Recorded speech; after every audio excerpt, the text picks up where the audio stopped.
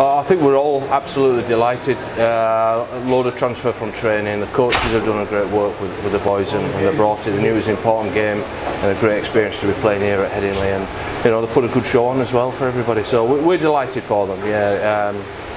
Few things to work on, as always, first game for everything, but we scored some really nice tries in there, and at times showed some dominance in the forwards, so yeah, overall very pleasing for us. Would you say first game of the season, what were the most pleasing things about that performance? I think the energy. We spoke a lot about energy before the game, having a level of intensity and getting to the right places around the park.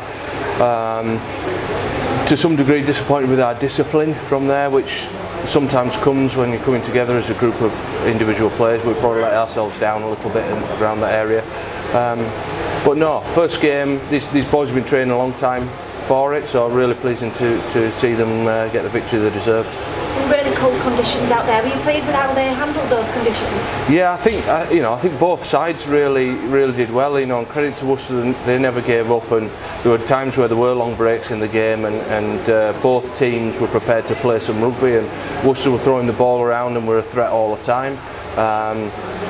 Yeah, it's never nice when it is so cold. Luckily the rain stayed off, and we managed to keep moving the ball around, so they're getting warmed up now, and I'm sure they'll once they warm up they'll start talking instead of chattering.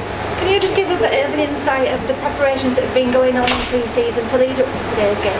Yeah, it's quite a long time, so we start predominantly getting the boys together as a group around May time.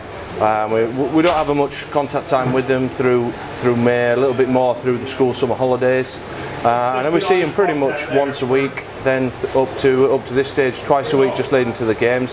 So whilst they're coming together as a group, we don't have a lot of time with them. They're all playing club and school rugby out there, and managing their kind of their time and their intensity of the time to that is really important.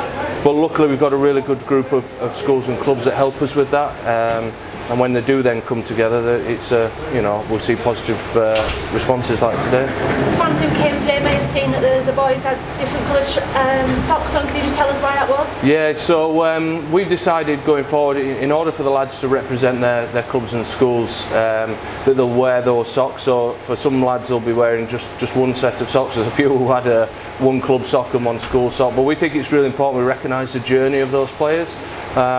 They come to us sometimes as late as a few weeks before Academy League, and they've obviously had a great deal of input and coaching and support from the clubs and schools on the way, as well as the mums and dads, and and for them to come today and see their boys playing, and could be really proud of their efforts.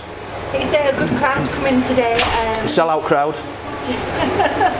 A good crowd, and great occasion for the guys to be playing here. Did they enjoy the experience at Emerald Headingley? All the boys were really, they were talking about playing at Headingley before the game. It is really important to the young lads. A number of them have watched their heroes playing on the field, and for them to get to this stage and be able to play is fantastic. And from what we can see, it's the first time an under-18 academy game has been played at Headingley, and hopefully get a few more of these in the future, because it really does change the way that they approach the game. So and it's good for the parents as well. What are the ambitions for this team this season? The biggest ambitions we could take from it is get a good number of players who could progress to senior academy. For them, they'll be looking at stringing a good number of performances together, but there's some very special individuals in the group who we've seen with the recent England camp selections, and a few are involved in Scotland and Ireland. But the main aim for us really is to see players progress into senior academy and progress into first team. So results stand alone will come secondary to the performance and progression of players. And finally, there was a long period of stoppage there where Jack Cherry got some treatment. Can you just give us an update on that? Yeah, it was largely precautionary. It was pretty serious at the start, but he started to come around a bit. It's a head and neck injury, and with anything like that, we always put the safety of the player paramount to that. So we wanted to make sure we did the right thing, and the extraction on this occasion was the right thing, and he's gone to hospital, and initial indications just show that it should be all right, but hopefully we're all good.